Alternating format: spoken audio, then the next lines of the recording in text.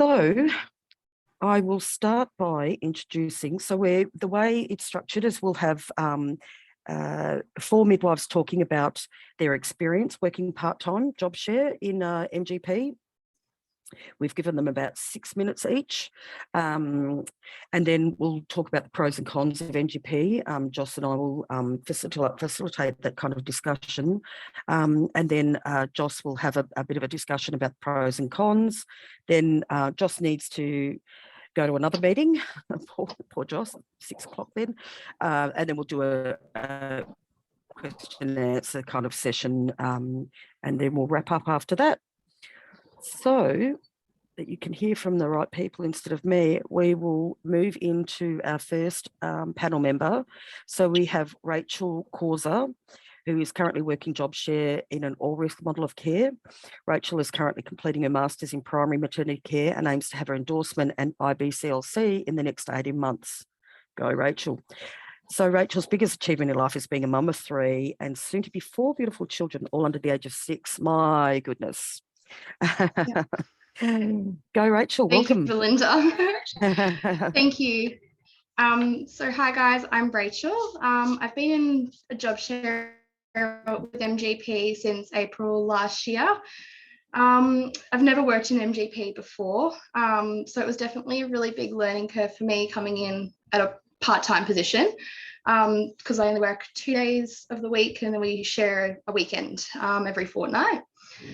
So that's been a bit tricky in the early stages, just trying to work out kind of how to function as a caseload midwife, I suppose. However, I was very well supported by my entire team, as well as my partner Mel, who has previously done MGP before, so that made it a bit easier, I think. So the part-time model I found has worked really well for me personally, because I have 3 young children, so it gives me plenty of days off and time to spend with my family, but also having that flexible work arrangement, so I'm able to drop my kids at school most days and pick them up and still attend all of like their extracurriculars while having a really great job satisfaction. So getting to have that continuity of knowing them through the whole antenatal period, and then attending their birth, and then looking after them for 6 weeks postnatally as well. When we first started our job share, we had lots of discussion about how it would look, because it hasn't been done in a great capacity before. So trying to work out how our days would look and how we would split our caseload was a lot of back and forth between Mel and I about what we think might work, and a bit of trial and error here and there. But we ended up deciding that we would split our days doing, Mel does a Monday, Tuesday clinic, doing antenatal and then postnatal. And then I do Wednesday, Thursday, because that just worked for our childcare arrangements. And then we chose to split our weekend on call. So each fortnight we have a weekend on call, and like I'll do a Saturday and then she might do the Sunday, or the other way around, which has seemed to work really well for us in terms of managing our fatigue and still giving us that opportunity to spend weekends with our family as well. We've recently reviewed some of our stats and our feedback from our women, which was really nice to see, which I think has also shown that it can be really successful. We've attended more than 90% of all of our births as the primary midwife, which we were pretty excited about, considering that, you know, we don't go in on all of our days off or anything like that. So to still have quite a high level of continuity attending the birth was really nice. And then the feedback from the women was overwhelmingly positive as well. So 100% of the women that we surveyed rated their experience as excellent, which was amazing. And they all said that they would recommend the shared MGP model to other people, which was really nice as well. I think it's been a really positive experience for myself, and I'm sure Mel would agree with that. But I think what's made it so successful is having such a great partner as well. So we've, you know, been able to talk very openly with each other about everything that's going on, handing things over that need to be done, and just being able to communicate openly and honestly as well as being very philosophically aligned, which I'm sure a lot of people trying to go into a caseload model would have very similar philosophies in that sense. So I think that's been really helpful. Thank you. Can I just, that's a great stat. So is that 90% plus at births of the shared caseload women? So between the two of you or each with individual women? So what we ended up doing, we tried to decide how we were going to split our caseload. So we did talk about, does Mel have her own women and I have my own women, and then we kind of just focus on them. But we thought, looking at it that way, that we would actually end up attending less of our own births as such. So how we structured it was that they were just our women as a whole. So we acted as if we were one midwife, and they met us both, and we just shared our appointments so that they knew us both quite equally. So between us, we attended more than 90% of our births. Beautiful. Thank you. Okay. I'm going to, I know I've been dodgy and I've got a question in myself, but at the end of the 4 speakers, then I'll open it up for some questions if everyone's okay with that. So now the next person I would like to introduce is Lizzie, who is currently working as a job share as a clinical midwife in the caseload model of Low Risk Birth Centre. Lizzie's greatest career achievement last year was becoming an IBCLC in December. Well done, Lizzie. That's not an easy exam to sit. Don't say that. Penny sits hers in March. I've done it twice now. You'll be fine. Okay, welcome. Thank you so much, Belinda. Yeah, I'm Lizzie. I work in the Low Risk Birth Centre in Townsville. I think I hold a full-time position there. I should start with a permanent full-time position as a band 6 midwife there, clinical midwife. And I had my first baby in March 2020. And I think that the thoughts on my maternity leave kind of was what set the ball rolling in Townsville to get this job share. So when I was about to go on leave, I knew that it would not be feasible for me to come back to this model after I'd had my son. We have no family or support here, that we could regularly rely on anyway for on-call. So I spoke with my boss about it at the time and sort of raised it as a potential option. Could it be an option? And it was, we'll look into it, see what happens.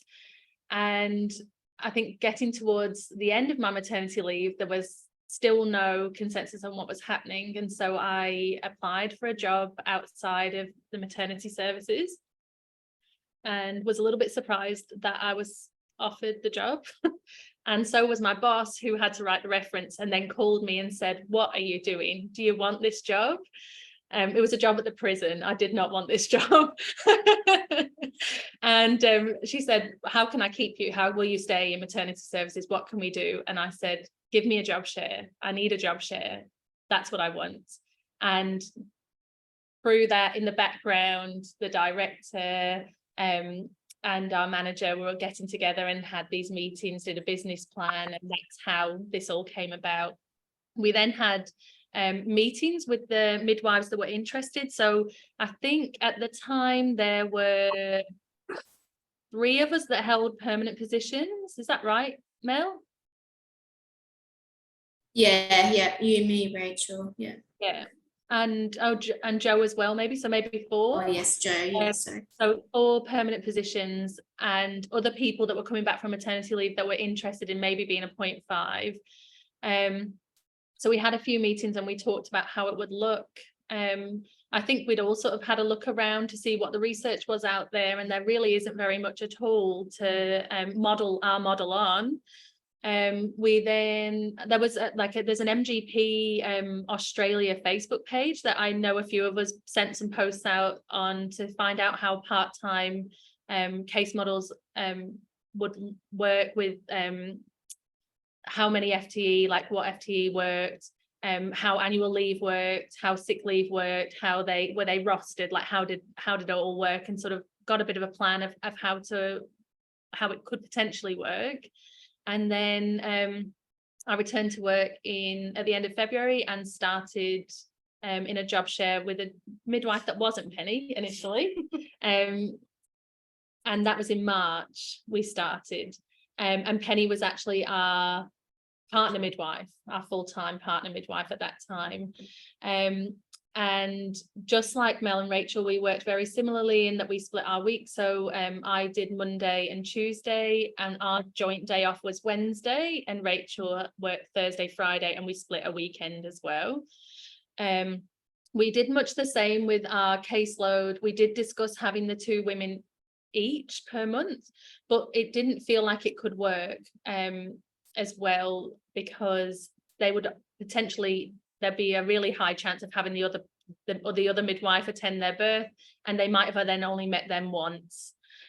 So we decided to sort of flip-flop our appointments. So I would see a woman one week, and then the next visit Rachel would see, and then we sort of flip-flop back and forth. And then our partner midwife, Penny, would meet them around 36 weeks as well, in case they birthed on our days off. So far, we've had really good feedback as well from our women, and have a really similar statistic for birth rate as well, around that 90%. I am looking to do a little bit of a bigger study, a retrospective study of following our year, including our year and also MGP's year, but looking at like a qualitative study on how the women have felt, but also how the midwives in the partnerships have felt, and the midwives supporting them in that team as well. So that's something I'll hopefully be looking at towards the end of the year. I guess that will be done. But for me, it has been completely doable. My job satisfaction is probably better than it was when I was full-time. I definitely get more sleep, even though I've got a breastfeeding 2-year-old still. But yeah, I feel great. I have loved it, and definitely don't regret sort of pushing this as an option. Beautiful. Thank you very much for that. Thanks. So I'm going to introduce the next person, Mel. So Mel is a registered nurse of 10 years and registered midwife for 7 years. She's been working within the all-risk midwifery group practice and low-risk births in a caseload model for those 7 years. Mel's a mum of a 2-year-old and about to go on maternity leave for a second child. Oh my goodness, that's the 2 of you in the one team. What's going on?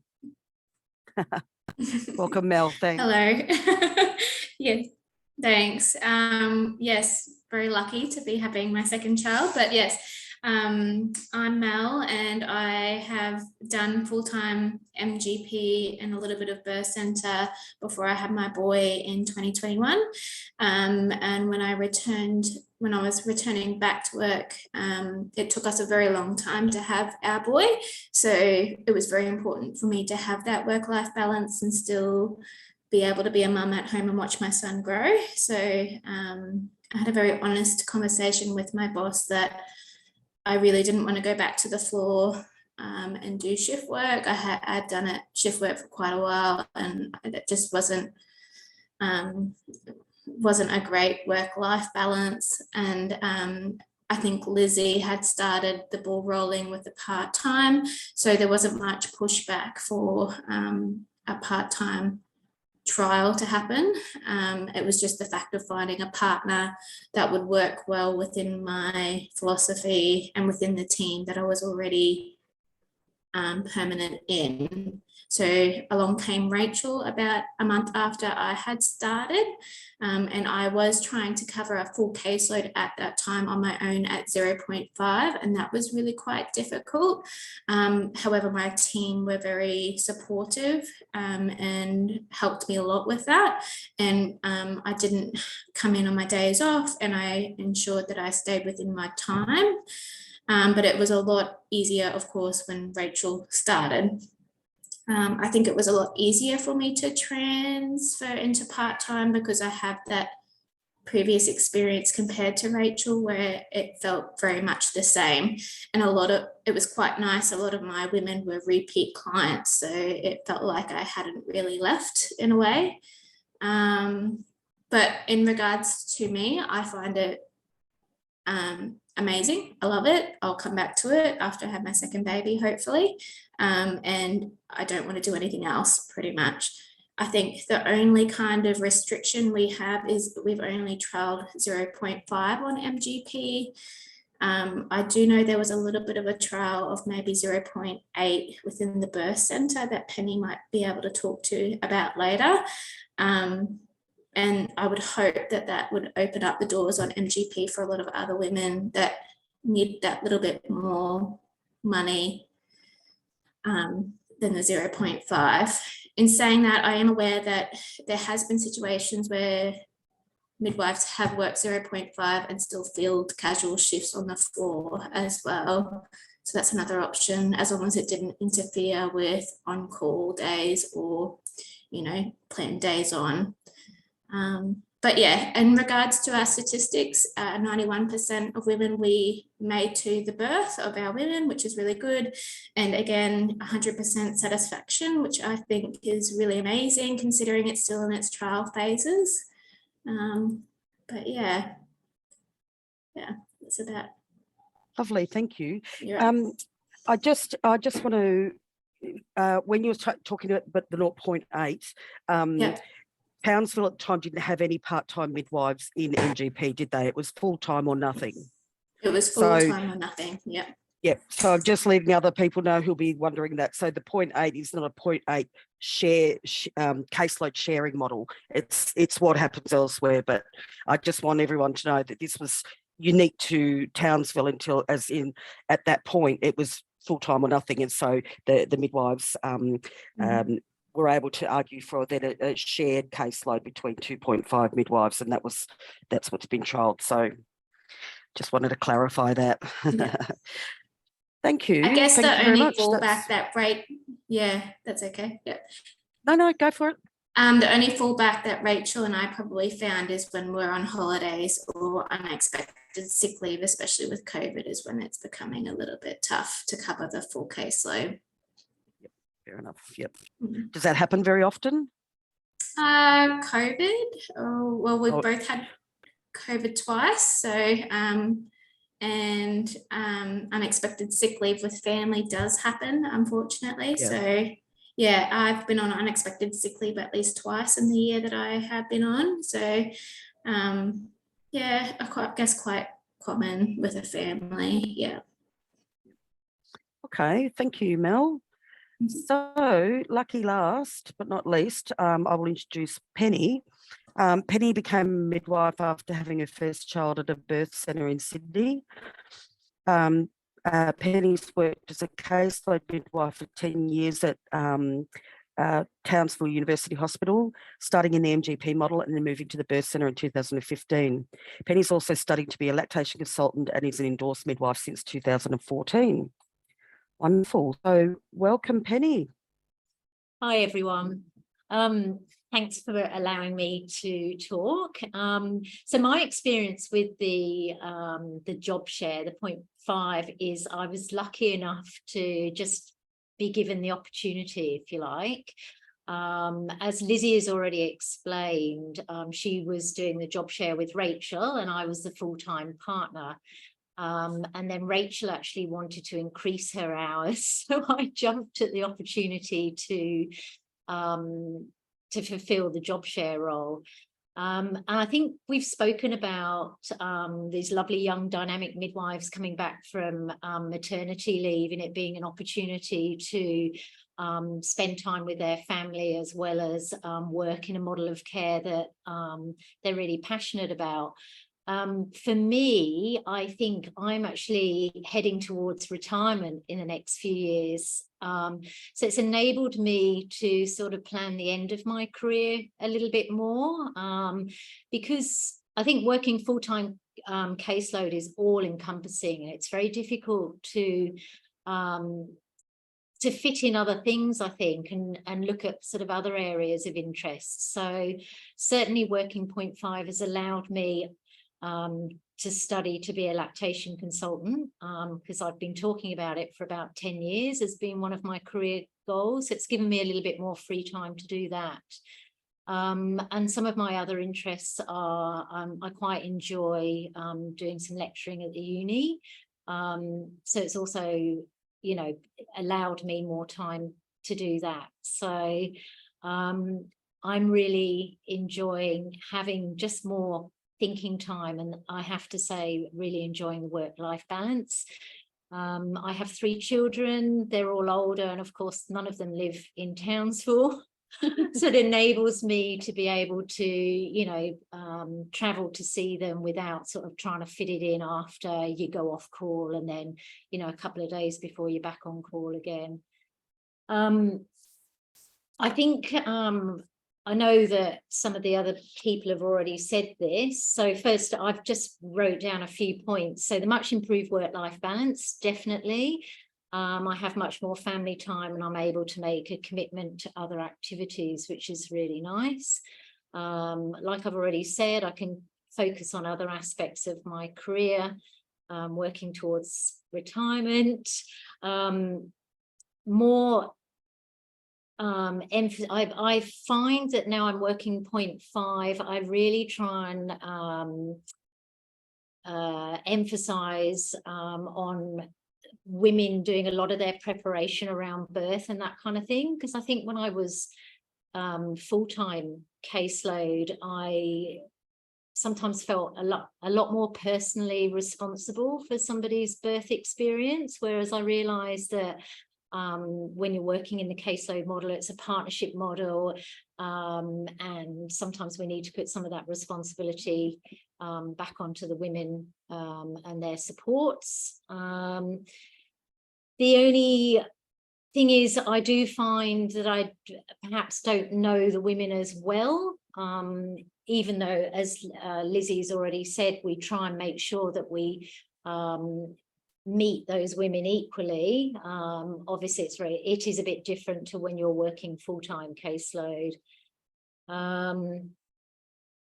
And occasionally, I think because I've switched from full-time to a job share position within our same group of 3, I've struggled to fit my work into 20 hours.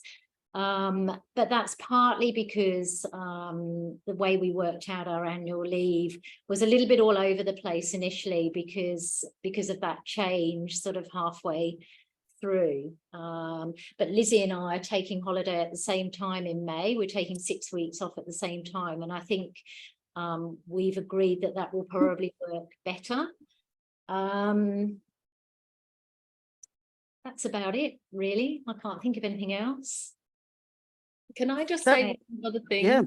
Sorry, one thing that I think was really important when we initially had our meetings regarding job share, our maternity unit manager, Sari, said that it would be even more important, the relationship that we had with our job share midwife, even more important than the one that we had with our partner midwife. And I would really like anyone that this, you know, might apply to, if you're able to get a job share, that definitely is the case. The 3 of us in our little group have known each other before this. Penny was my mentor when I was becoming a midwife, and also was my midwife for my son's birth. So the relationship that we've had has really helped, because communication is so important when you are doing the job share, for sure. So definitely would tell other people that might have, you know, an idea of doing a job share, that getting to know the person they're going to share with before would be a great idea if they could. Thank you for that. That's good as well. Yes. Yeah. Yes, absolutely. Oh, that's really good. We've got a couple of minutes before we do our next talking about the pros and cons, but do any of the 4 speakers want to say anything else, add anything else, or does anyone have a question? So Annalee, how do you get around it with having to be on call 10 days out of 14 with the union rules being part-time to get our pay? These are not just union rules, don't forget. These are Queensland Health rules. It's Queensland Health legislation. Anyone want to answer that? Yeah, in regards to that, we make up one person. So those 10 days, you actually do half each. So does that kind of make sense? So again, Rachel, I'll do Monday, Tuesday, Rachel will do Wednesday, Thursday, Friday's our paid day off, our rostered day off, and then the weekend we do together. So technically that's our weekend on call. So Rachel will do a Saturday and I'll do a Sunday. And then the following week, it'll be our work partner that then covers that weekend. We cover their paid day off on the Monday. And so basically the pay that you get is pretty much exactly half of what you would get on one full-time. Yeah. So so basically the difference of a caseload sharing to being part-time is, even if you're 0.2 part-time on your own, which some managers in other states have done, some mums have done, they're still available to their women 10 days out of 14. It could be 0.1 and you're still available to the women 10 days out of 14. That's sort of the way it goes. But of course, the less women you have, the more you kind of know where they're at. So there are some nuances around that. So, and the fact that, you're getting to 90% of women is really good stats. Does anyone have any other questions? Lucinda, ask you. Welcome to unmute. Yeah, I just unmute. Can you hear me okay? Mm-hmm. Yeah. So I have a couple Ken. because I've actually been an MGP for, I'm in Bundaberg, and we've had it for nearly 4 years now, coming up in April. And I've gone on mat leave twice since and tried job share in the middle. But the way we worked it, and the only option that I was kind of given at the time, was that I needed to be on call 10 days out of the 14. And I found that initially I thought that I would be called on less because I only had half the amount of women. But what actually happened was that the other partner midwives would come to me first because they knew that I was the least busy out of anyone, and my hours just skyrocketed, and I could never get them back under control. Like I'm still owed lots of hours while I'm on mat leave now.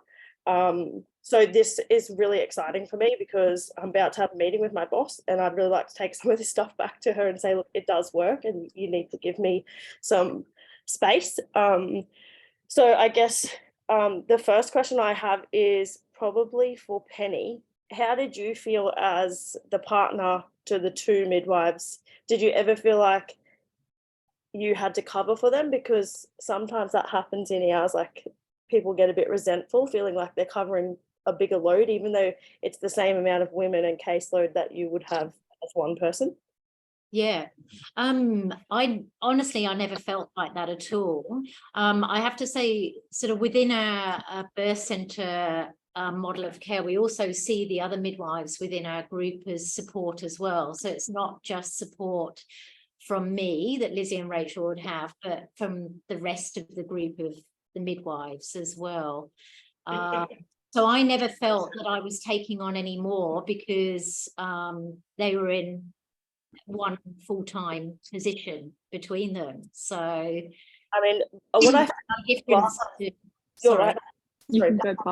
What I found is that no one ever wanted to take our phone. So if I was on call for 10 days and I was off, we used to try and work it that we would balance each other out and we'd never have to go to anybody else, because I had somebody else who was also 0.5 but on call for the 10 days as well. But it just didn't work. Both of us just crazily blew our hours out, and it made it really challenging. So my boss has now just said, look, 0.5 doesn't work and it's not an option. So I'm like, what am I going to do when I go back? 0.5 does work as long as you've not got those 10 days. Yeah. So we're 0.5 with 0.5 on call. So it is completely, your caseload completely split in half. Yeah. And we also have, I think within any MGP team, there's always conflict around taking other people's call, I think. Because of course, nobody wants to come in when they could be sleeping or come in, on a day that they might spend with their family. But we've had lots of communication about that at our team meetings, and we have I guess we've worked really hard on developing a way to ask for people to take your call. We have like a rule of just saying yes. So if someone asks you and you're on call, well, you're on call. So yes. You just say yes. You just say yes. And that goes for all of us in the team. If it's your day on call, you just say yes if somebody asks you. So we have a WhatsApp group and it's all put through there. Okay, that's cool. Thank you. We also address it at our weekly, we have a weekly meeting. So each week we sort of say, so how's the job share going? So it's an opportunity for the midwives within the rest of the group to feedback, you know, those things that they might find challenging or not. But so far, do you both attend those? Yes. Not every week. Not every week. So they're on a Wednesday, which is actually our day off. They were on a Tuesday when I first started. So I attended every meeting. Rachael didn't attend them. But that sort of meant that my 2 days, like it's quite a long meeting, it's at least 2 hours, and so it took a lot of my hours out of the day. So we had to move it to a Wednesday, and so sometimes I go in and sometimes I don't. It depends if I've got a client that I need to discuss with the consultant. If I do, then I'll go in for that meeting, or if there's anything specific that I want to bring up. Otherwise I just read the minutes. No, that works. My other question is, did you guys get a choice in who your partner would be, or it was just a matter of this person wants to be 0.5? Because I heard Rachael, I think, talking about the philosophy, and I just think that's so important.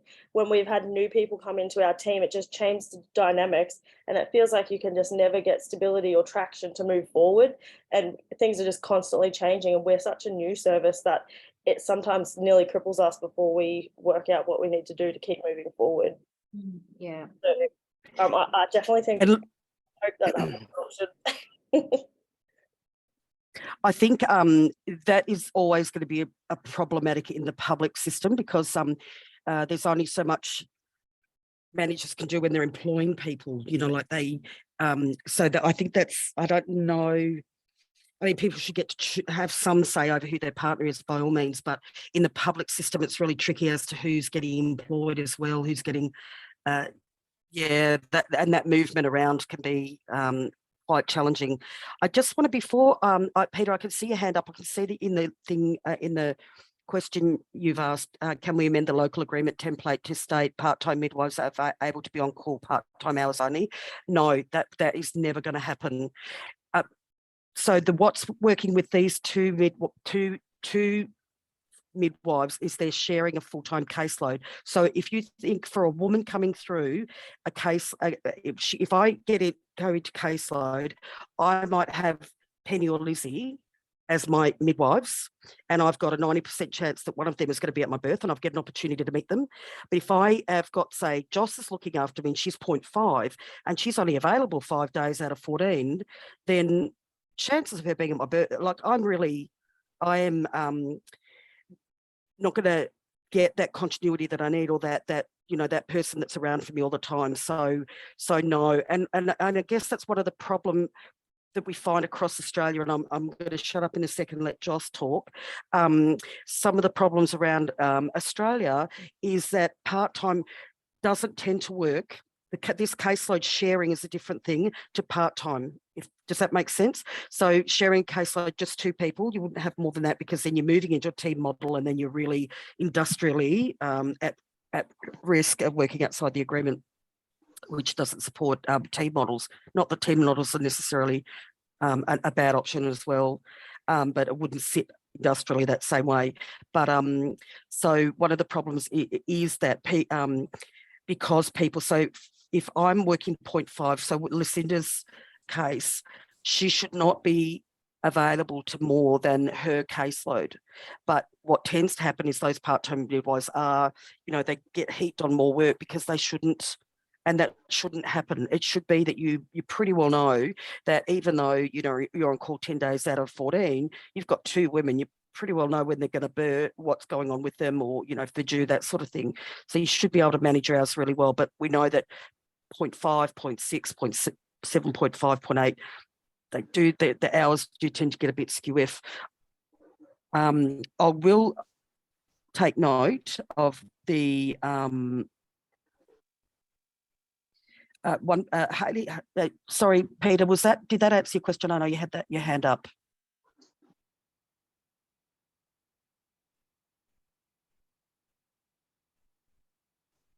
Sorry, Peter, you're still muted.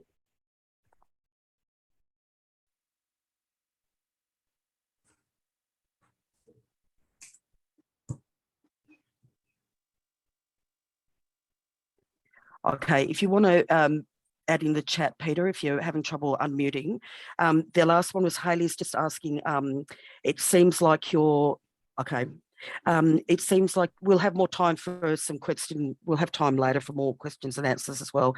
But Hayley's just wondering if your overall sick leave, family leave is lower because your work-life balance is a bit better. Do any of you want to respond to that? I would like to say my burnout is way better than full-time. The only time, I don't know, did you hear that at all? Yeah. Yep. So yeah, burnout compared to full-time was much better. The only reason that I've had to take sick leave is due to COVID or being physically sick. Okay. So now, Joss, do you want to jump in with, I know that we've got about 10 minutes to sort of talk about these pros and cons, and then you'll be able to give us some of your time. Sure. Thanks very much, and thanks Mel, Rachel, Penny and Lizzie for your insight and your experience. It's wonderful to hear. I guess I just wanted, because there wasn't a lot of cons that you really spoke about, which is wonderful to hear. I guess if we go back to just what we know to start with about the intent of the MGP and you know, how it really came about in Australia, we're really taking the lead from what was happening in the UK and from King's College, and predominantly those midwives, as you probably know from the history there, they were caring for women in the community, and predominantly women who were poorer, sicker, low socioeconomic, who nobody else really wanted to care for. So, and their outcomes were obviously exceptional. So with more and more evidence, what we do know is it is best practice. So really the intent of MGP in Australia was to align what we knew of the evidence to our actual practice here. And as you are all aware from the evidence, we do know that it's better for women. The statistics are just overwhelming. We do know under the right circumstances, it's better for midwives. And we also know it's better for the health system because of both the outcomes for the women and because we're looking after our staff in a better way, or they feel that they're working and appreciated in a different way. So we also know from the evidence when these things don't work well, when MGP doesn't work well, and that's generally when there's a poor organisational culture. Beg your pardon, sorry. Also, a predominant feature has been where the specific manager of the MGP has not really been supportive. And I guess around the midwife's own personal expectations, sometimes there's a belief that it looks some way when it's actually not the way they thought it was going to be. And I think, you know, sometimes it's easy to say a model doesn't work. It may not suit us as an individual. That doesn't necessarily mean the model doesn't work. And I think, you know, it's important for us to get the right balance for ourselves. We really want to work and look after our midwives, there's no doubt about that. But I also think we need to take personal responsibility around setting ourselves up well and not setting ourselves up for failure. That what have we researched to understand what this looks like before we go into it? Who have we spoken to about it? What do we think we're going to get out of it? So I think doing that personal look around is really important as well for ourselves. And of course, then in Queensland, and we've certainly had the MGP or the local agreement within the award since 2005, 2006 now. So it's been around a long time after a lot of research, and as each of the midwives experienced here, after trial and error. So the idea of having a local agreement in the award was to suit local circumstances, and it really was to provide that appropriate remuneration for the various hours and the on-call arrangements for midwives, and most particularly aligned to that evidence that the women were getting continuity of carer. So I think, you know, if we think about those things, it sort of gets to, well, you know, what are the pros and cons?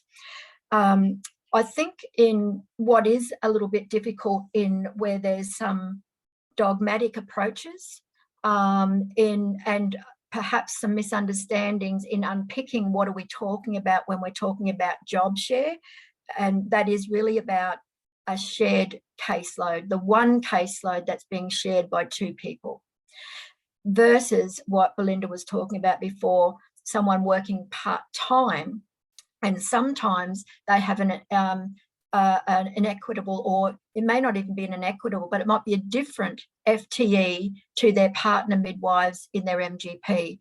And I feel that it's that discrepancy where that's applied, it doesn't work. And what I was hearing as far as the cons go was where it's seen that you have got a proportionate FTE lower than someone else, and then additional workload gets you know, placed on you, which just isn't the idea at all. I don't think when people do work part-time, it's applied in the correct way. So I don't think there's anything wrong with either way. I think part-time is fine, providing your MGP partners also have the same FTE. That should be fine. I think it probably works much better in the shared job share arrangement of the shared caseload, where it is that lower number of FTE, and probably the 0.5 to 0.6 would be the maximum. Above that, I would probably suggest the equal part-time within the MGP probably works better. But I think it's more around having those conversations. Do we all understand what we're working and what, so you shouldn't take on any more of your caseload than what your FTE is. Yes, you are, if you're working a part-time arrangement, obliged to work to the award, which means you do need to be available, but only available for your women in your caseload, not for anybody else's caseload. So as Belinda said, if you're 0.8, you know, what can you expect to be called in on those days? Very infrequently, very infrequently. So, so I do understand that is still of an issue to some midwives, because then it's, well, I would have liked to have actually gone away on those days off. But I think what it gets back to, when all those years ago when we got the industrial arrangement, and we set up, and this came from when we set up the birth centre at the Gold Coast. So I think it is really important that you can understand your partner's needs as well, and be able to explain your needs as well. I think communication and honesty is vitally important. I do think if you're in a caseload, you need to be able to meet regularly and at least once a week to exchange what's going on for you, both personally and professionally, with your partner, so they know where you're at, what your challenges are. And it might be changing between yourselves some flexibility around how you're working. So it might have been that that was going to be your day on call, but now it can't be, and your partner's happy to pick that up. So I think it's not in concrete around how you work within that industrial arrangement. The industrial arrangement is actually there to support you. I think, you know, all the things that Mel and Penny, etc., were talking about were, you know, the family flexibility with young children. I think that often doesn't come about in the part-time arrangement, where you're taking on more than what your actual caseload is and you're getting loaded up. And that goes back to your regular team meetings with your manager, and that needs to be raised there in an open and frank way. The peer review process is vitally important in these models, where you can actually speak and get, you know, that counsel. But I think what it might have been Penny had said around, you know, choosing your partner. what we actually had done, and I guess it's a bit of a luxury when you're setting up a new model versus an established model and then bringing staff in to replace others. But this could work either way. And what it was is we used a personality, psychological personality alignment tool. And for each of the midwives that wanted to come and work in the birth centre as to which MGP partners they would work with, and it did work well. And that tool could then be used for managers. I don't even know what the name of the tool was now, but it was around a personality, and did the personalities that you were going to set people to work up together with it as partners, did they actually align? So that might be one way over the hiccup. But I think the other thing is where people are being employed, I don't think it's such a bad thing to have those that are already established in the model to be part of that interview process, or at least a part of a meeting of that, because it gives the person coming in, as well as those that are already there, the opportunity to think, well, how's this going to fit and how do we start our communication together?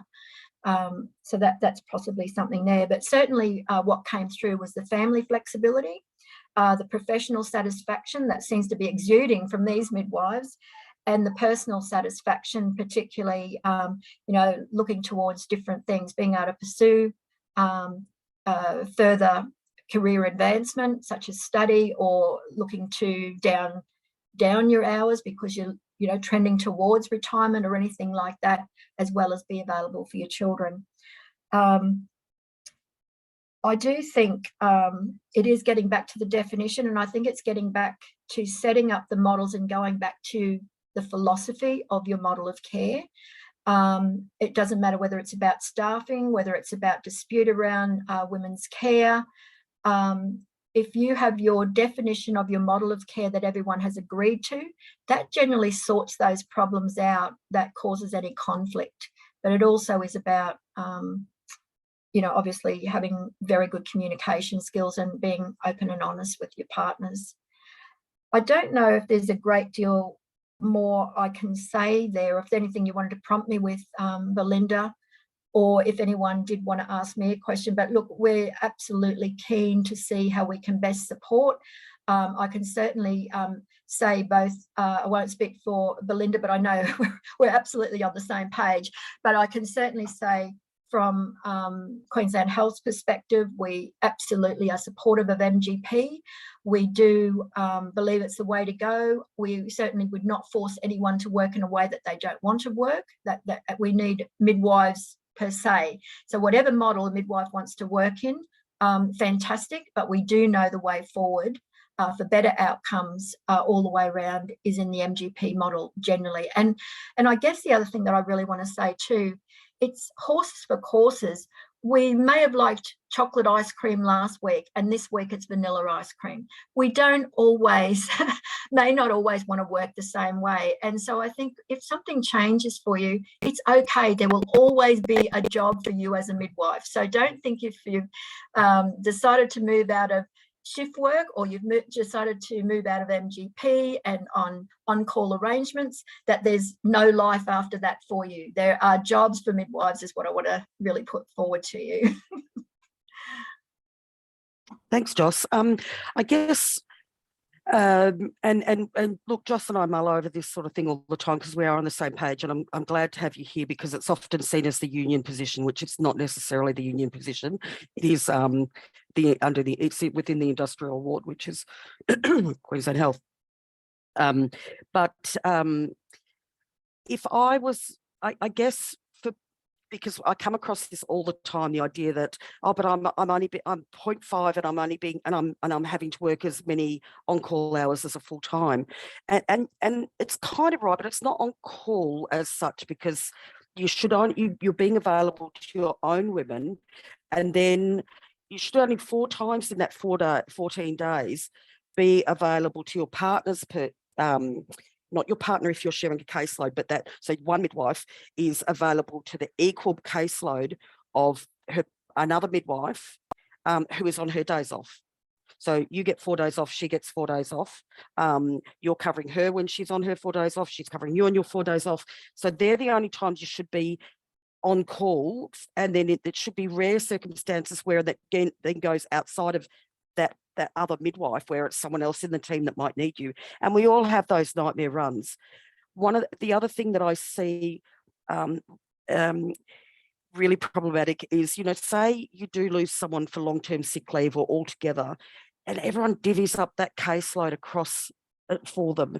And look, if you're a midwifery group practice only, such as Roma, no core staff, nothing you could do. Those women need care. But in general, the women, as much as we love our women and we want them to access our care, they have to go back to core. You cannot do it, because this is what the loss of a midwife or whatever, that divvying up and trying to care for that midwife's women is really you're just going to burn out. We see that all the time, and it has to be. And then the women need to go to management. I want what's going on, and then they can be a bit proactive in that space as well. But it's something I do see a lot as midwives trying to carry a long-term other person's caseload until, because whatever's happened, they've either gone or they've gone on long-term sick leave. And we need, that can be problematic. And then I guess, again, if we think of it from the woman's point of view, is why would I want to have MGP if I'm disadvantaged because my midwife's only available to me 5 days out of 14, whereas I could have Penny and Lizzie, and I've got a midwife who's available to me 10 out of 14. So I'm pretty confident, which is the whole point of continuity of midwifery care, is that carer is that, so there's care and there's carer. So care is more in your teaming models. Carer is the known midwife, and that's where all the research and evidence sits. And that's why we might seem a bit hardline sometimes when we say 0.1, 0.2, 0.5, 0.7, doesn't matter. That woman needs to know that you're available to her 10 days out of 14. It's the other stuff that makes it unmanageable. And often if we come in there and can sort of fix some of that stuff, then midwives will go, actually, this is a really good model of care to work in. And we both say that, Joss and I, not that we're in the same situations as any of you, but having worked in and managed midwifery group practices for many years. So, Joss, do you want? I'm conscious that you need to nick off to a meeting in the minute. Is there anything you want to add to that before?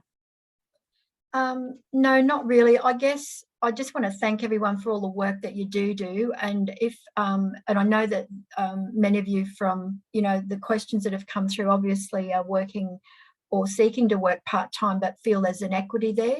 I really do, want you to sort of see the best way forward to open some communication channels. I'm very happy to speak with you. Obviously, Belinda would be very happy to speak with you, but I think importantly is to be able to have that communication with your partners and with your manager, because often it's just about misunderstanding what's really going on, and not all managers really always understand midwifery group practice. So I think the more managers that actually start to understand, and that you have the communication with, if that's possible, is the best way forward, because we really want more. And I am seeing more momentum. There is much more leadership now, understanding around MGP than we've ever had before. But I do understand it takes time in some areas.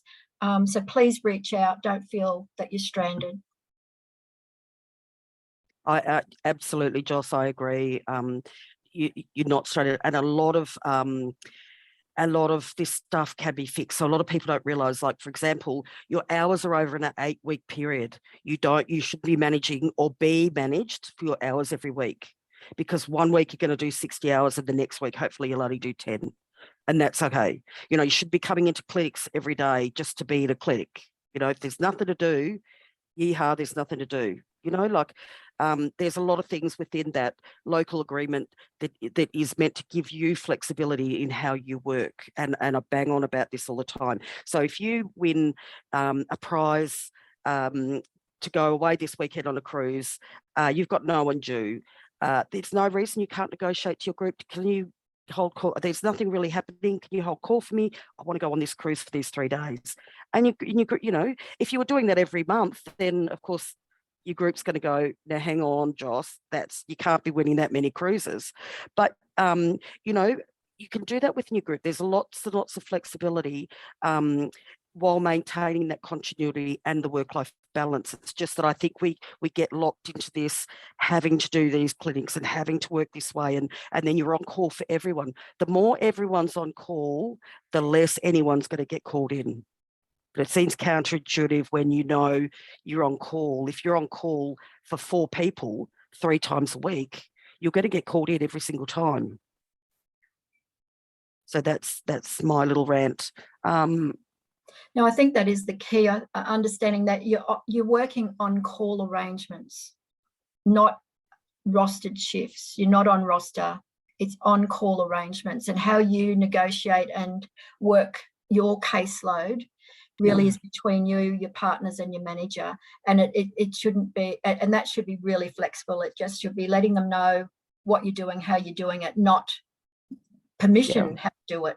It's so that people just say that you're safe, that's all. But the other thing that I just will add, if you're not aware, we did develop a thing in Ireland called Midwives Hub. We did do it a number of years ago now. There are a number of tools for MGP models, templates, etc., and how to set up and maintain governance, etc. So if you wanted to access those, but what I really wanted to raise as well, if there's any tools or anything that anyone would like to share that we could put onto that site, that would be very welcome as well, if you're happy to share anything that's working well for you. Yeah. Joss, if you can send me the link to that, and I'll send it around to everyone as well, just as a reminder, because I forget that there's these great resources around. Before you jump off, Joss, I've got a question from Anna. When do the industrial review rules get changed? I was wondering if it can be changed to, if you're 0.6, you do 6 days out of 14 instead of 10. And if you're 0.8, you only do 8 days out of 10, as being on call for 10 is too hard for part-timers with small children and is creating burnout. I'm not aware that anything has changed. No, not well. No, asking if they would get changed. Yeah. Okay. Well, can you put it through, because I think this is the opportunity, isn't it, Belinda, to be looking at what is best. Are we actually supporting our staff in the best way? So if you want to send that, we'll look at those. Are we going to look at these questions together at some stage, Belinda? Yeah. Anna, can you change that from a direct message to me, to the group?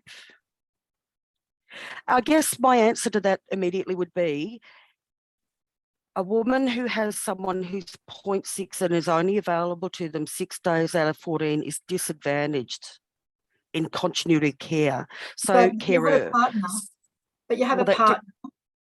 That depends on if they've got a partner. I think this is just dropping down the days you're on call. And the whole industrial award is around being is written around what we would pay you, what loading you would get if you're available 10 days out of 14. So how many times you're going to work on Sundays or be called in on a Friday night, etc., etc. So I think maybe, Anna, what we might need to be looking at in towards the future is other models of care, maybe where midwives. I have to run. I'm really sorry. Yeah, go. But thank you. Bye for now. Thanks, Joss. Does anyone else want to talk before I go to Friday? Or is this about this Friday? You're welcome to join. Unmute. Hello, can you hear me? Yes. Yes, it is about hello. Hi. It is about the 0.8, just because we have, and being part-time, because I would love to explore being part-time in MGP, and I don't want to drop down to 0.5, but I want to explore around the 0.8 and having some extra days off call, but still be an MGP. So I think where I work, we have some 0.75, 0.8, and the rest are full time. I've been buddied with a 0.75 for a number of years. What we find is, the other midwife is quite often over hours, or we're over hours together. She's always backing up a full-time caseload. We don't have backfill. We don't have We can't recruit into our MGP at all. We've had rolling ads out for over 12 months. I just think we can't fix those things. And so, you know, we can't really, I understand about the on-call and the continuity, but I'd really like to explore being 0.8 and on-call for 0.8. Those factors that you spoke about, Belinda, I absolutely agree. I feel where I work, a lot of those things can't be changed just because we're regional. If we can't recruit in this climate that we're in, and a lot of our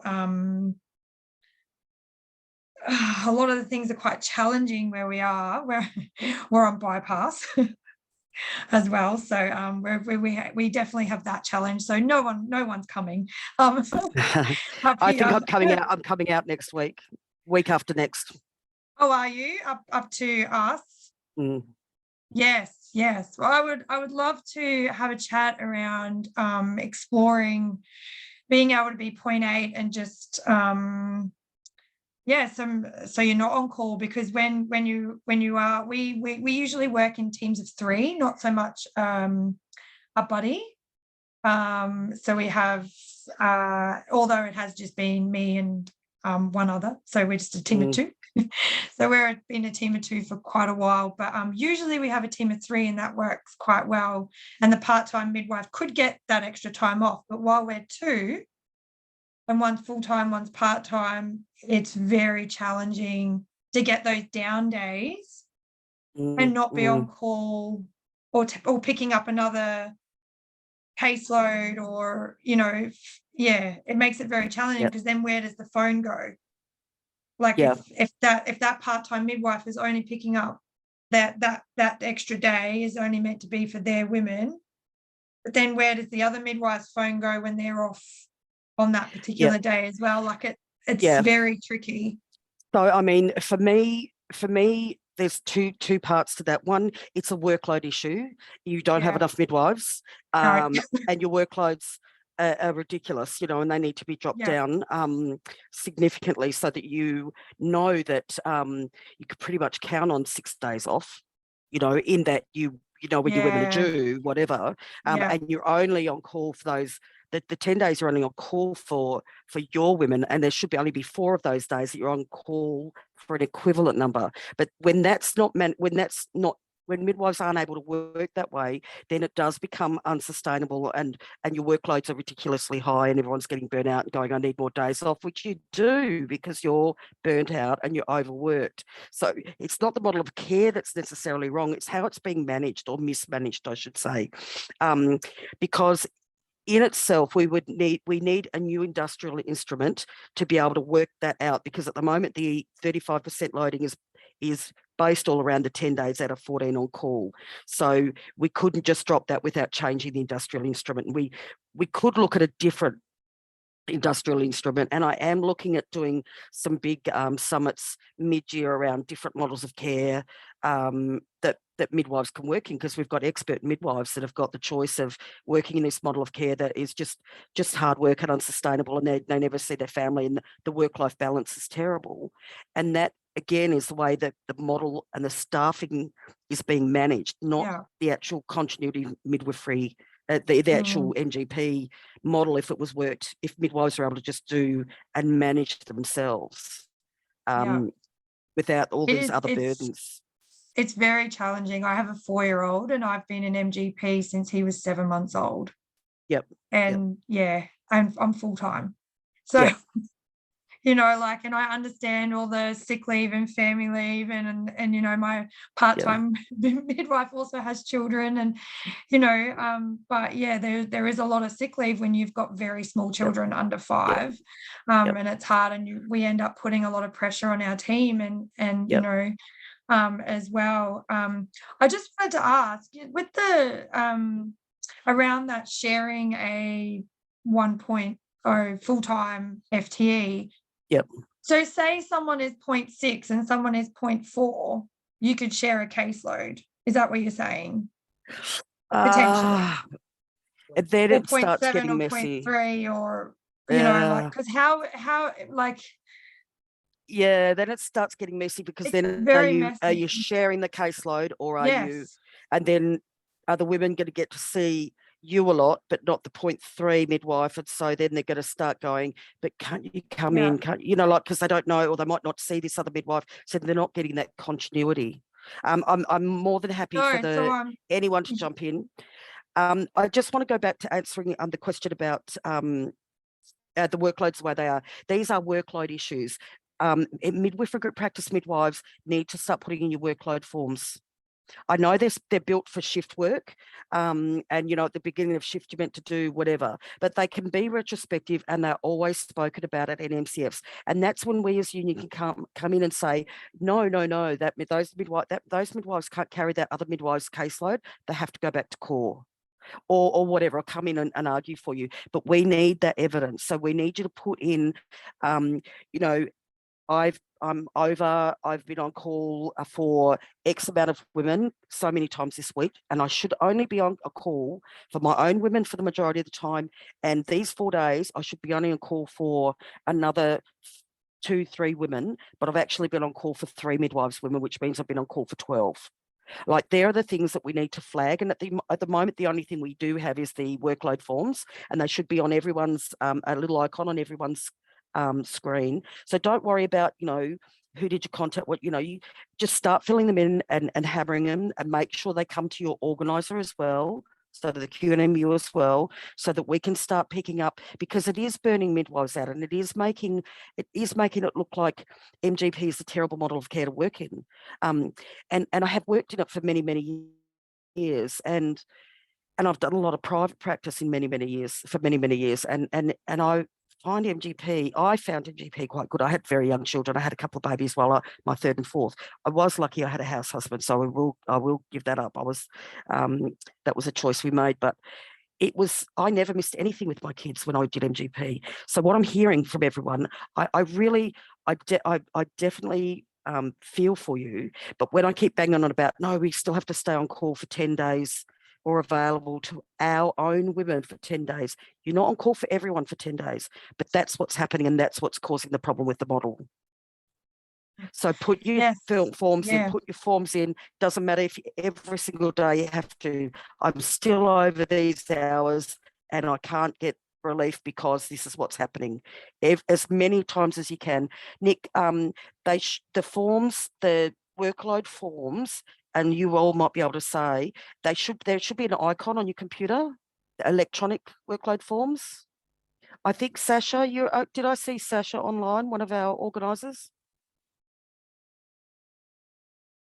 Yes, Belle, I'm here. It's a little icon, isn't it, on the computers? It is on the Queensland Health desktop. It's like a set of scales. Set of scales, beautiful. And then they need to make sure they click on QNMU to make sure it gets to us. Yes, it does get to us eventually anyway, but it is better to click the box that says send to QNMU. Yep.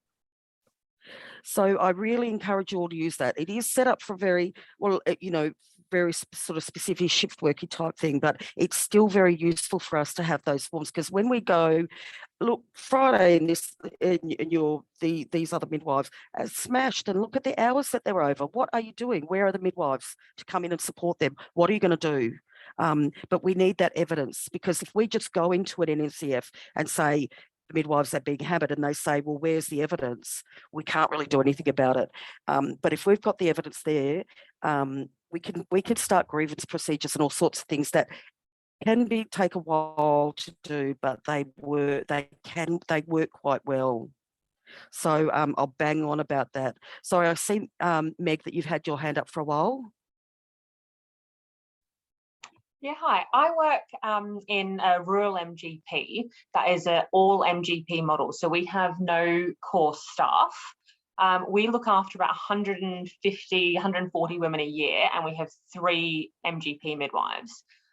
So with what you're saying with if you do part-time, then you're only on call for your, if you do 10 days on call, but you're only on call for your women, that doesn't really work for us because we get called in for private women presenting, unbooked presentations, people coming through town, transfers, things like that, because there are no other midwives in town to do so. Yep. So in that case, I mean, 120 women, that should be 40 per midwife. So if you've got a part-time midwife. So we have probably about 150 women. We're on bypass at the moment, so we're not birthing, but we usually have about 150 women. In addition, we have the private unbooked, so private and unbooked and things like that as well.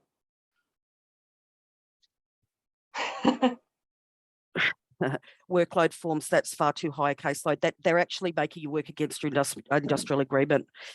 Sash, I'm happy for you to jump in anytime because I'm more professional, but like I do in the professional zone. Hello, baby. Certainly your industrial arrangement is up to 40. No more than 40. So if you've got 3 midwives with 150 women that they're juggling, that is over the instrument, and we need to start hammering them to what they're going to do about that. We've got 3 midwives. We've actually only got equivalent of 2 full-time FTE because one of our midwives is also working 0.5 as the CMC as well. So actually, so we each work, so we've got we each work 0.8 or 0.9, but we actually have Sally who does the CMC role, so equivalent to 2 FTE of clinical on-call midwives. Okay. Can I just suggest, I'm conscious of time, can you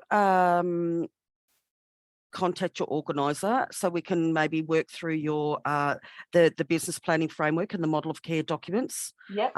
Because they definitely need urgent addressing, because you're all at risk, and the organisation is actually putting you at risk by making you work against your industrial arrangements. They have a legal obligation to keep to your industrial arrangements, which is up to 40, not more than 40.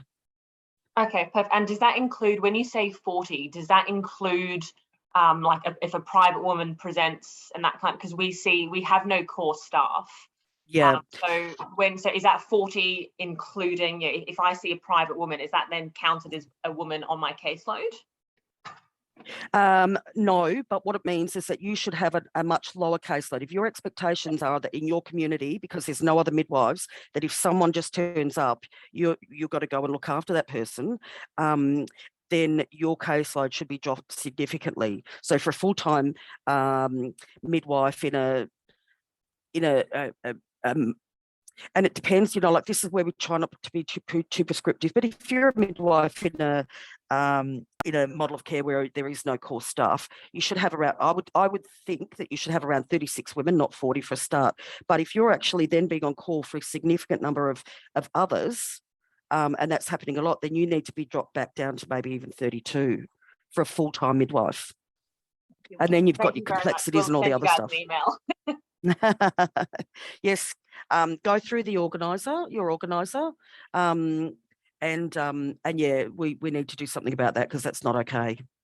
And again, so every day put it as a risk on your workload forms. Will do. Thank you very much. No worries. Nicole, I think you were next. Oh, hi. I just wanted to ask the midwives who are doing the part-time work, how does that how do you go, I guess, communicating? I know you touched on it before, but just in regards to communicating about your caseload of women, just sort of going back to that rostering, like how many days within the fortnight are you working together? And is that the day that you basically do a bit of a handover and I guess a bit of a case conference so you're both on the same page? How does that look like day to day or week to week? We'll go first. So we have an online handover. So we use a Teams document just for general bits and pieces. And then on a Wednesday where we would normally go to our team meeting, we'd also generally just have a catch up there too. And is that with the full-time partner as well, or just more so with you, with the two of you who are doing the part-time? Probably half and half. So probably half of the time it would just be me and Penny, and then maybe the second week or the third week it would be with Rachael as well. But the teams, we include all of us on our online on our handover. online handover. Yep. And that works quite well. Like you find that you're able to you both know what's happening with all of the women and feel So Rachael developed the template for the online handover, and so it's just the days split up. But so you sort of report each day like what you've done and anything that might have come up at your appointments. But then at the end you would write things that you might need like to hand over to the midwife that was then coming on. So, you know, I've taken these bloods, can you check the results? Or this woman's had a scan, can you look at this? I need you to do. Yeah, and then at the end, at the very bottom of our handover, we also, because we meet with a consultant every week to discuss clients that might have become high risk or have some changes in their care. So we'll put that at the bottom as well. So women for discussion at the multidisciplinary team meeting as well. Mm-hmm. I had another question and it's just gone out of my head. I can't remember, I'm sorry. I thought of it while you were talking and I can't remember what it was. Doesn't matter. It'll come back to you as soon as you try not to remember it. Yeah, sorry. Lucinda's just asked if you can share this template. So if you want to send it to me, I can send that out to the group if you're happy with me to do that. Yeah, that's fine. I don't know what obviously Mel and Rach do for theirs, but I'm happy to send our team's one. Friday. Oh, they work together on a Friday. Oh no. No, sorry. Friday's the name of the midwife with her hand up. Sorry, Friday. What is Friday's child? I'm thinking of Wednesday. What's Friday's child? Yeah, Wednesday. Oh, now you've lost my train of thought. Sorry. I wanted to say a little while ago, Belinda did come out to our unit and help us look at our caseload numbers because we were all over hours. This was a couple of years ago. So I just wanted to say for the ones that were asking about how many you should have, we structured ours around our specific facility and about what ours so we take as full-time 34 to 38 and we're all risk, all complexities. We come in for all of our women, all assessments, everything. So due to all of that and our other factors, a full-time midwife in our unit can do 34 to 38, but that was something that we all agreed upon with management, and QNMU were involved as well.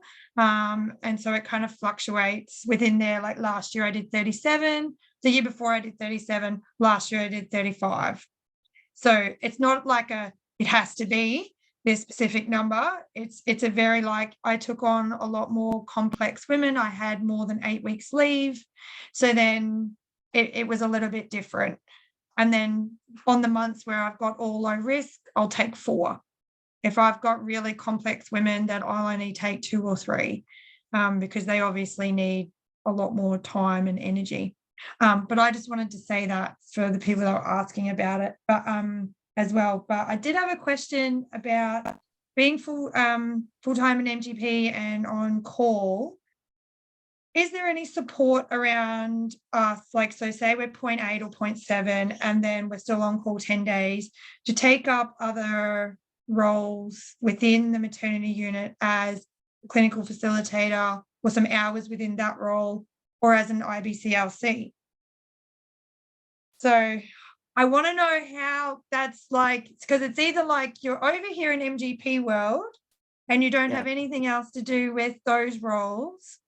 And I recently got my LB, I recently passed my exam and now I'm questioning how I can set up practice or how can I help and do a clinic and being on call 10 days out of 14.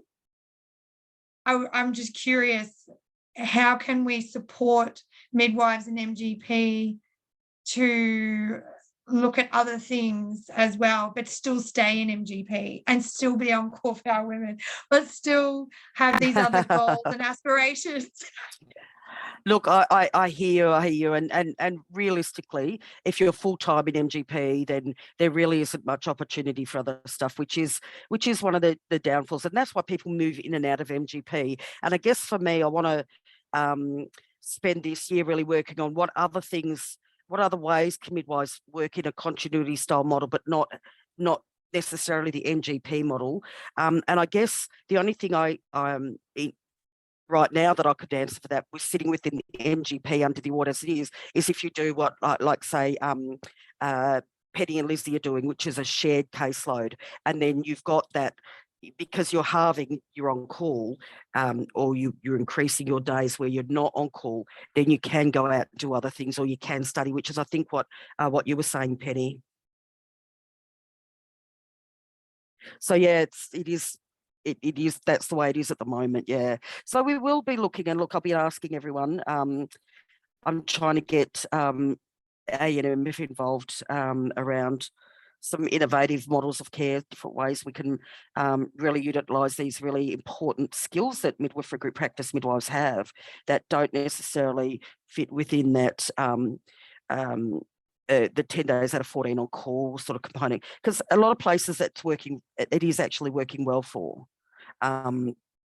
But then obviously there's a lot not, and like I keep banging on about, a lot of it's to do with the workforce problems and the management problems. You know, we have some managers that want to get weekly timesheets, and they want us know where midwives are, and they need to want details of what they're doing and all that sort of stuff.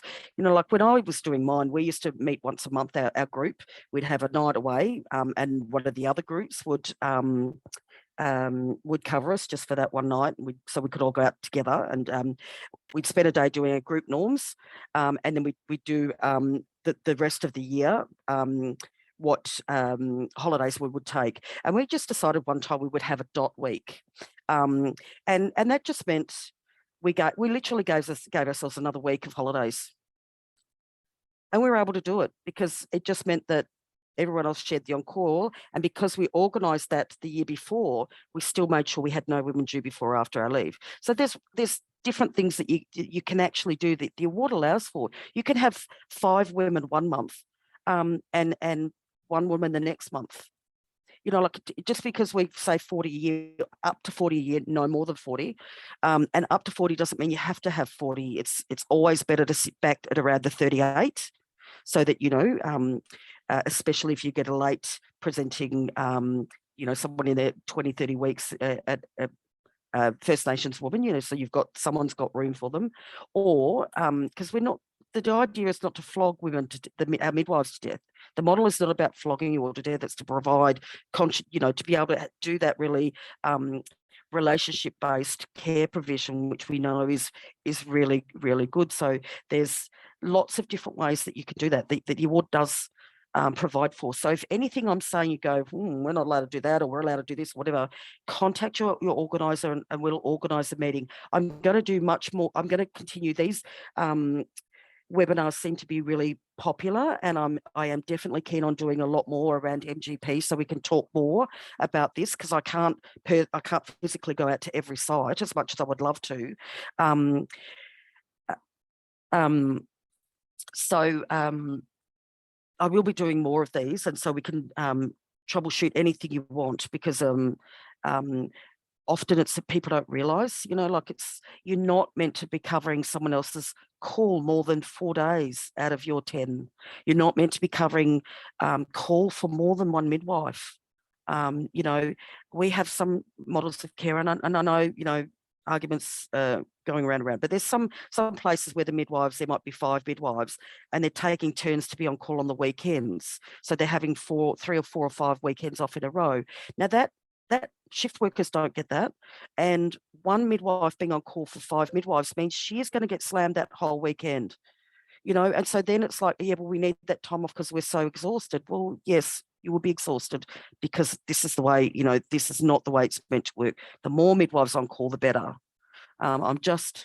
Nicole, how do you book the following appointments with the women and communicate this with each other? Do you use an online type diary? I'll let you guys answer that. Yeah, sorry, you go.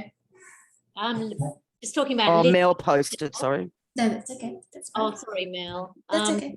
Lizzie and I share a diary, a paper diary that we leave where we work.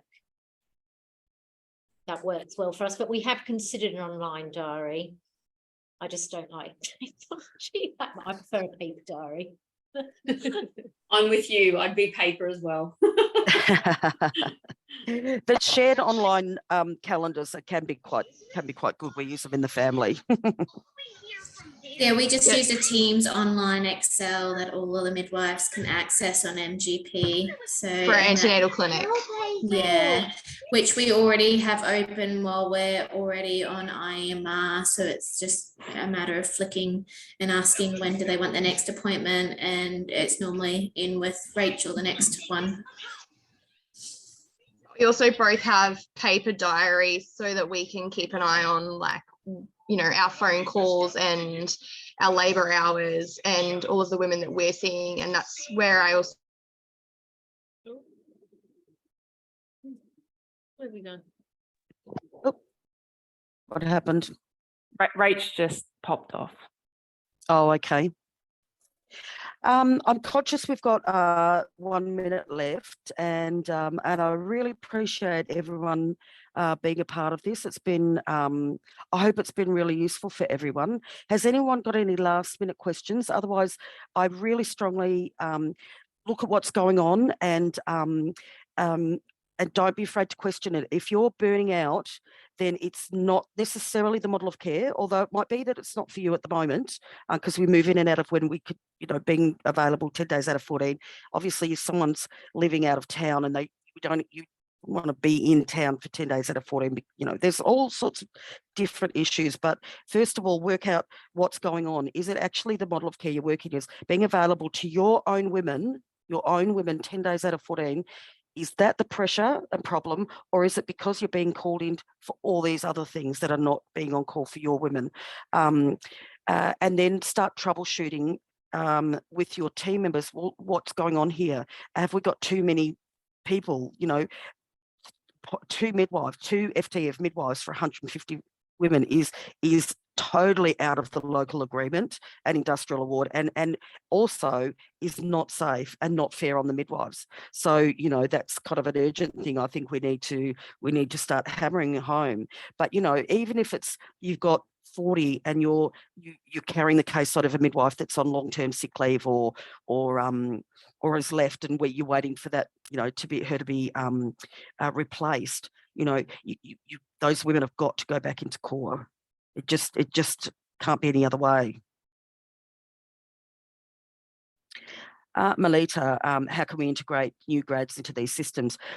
Melita, I think some places do it very, very well. I know, for example, Mariba takes on a new grad every year, and they have a very stepped approach to how they manage her. So the 6 will drop her caseload, and as the grad will start with a low caseload, and as the midwife, as the graduate midwife increases her caseload over the 12 months, so does her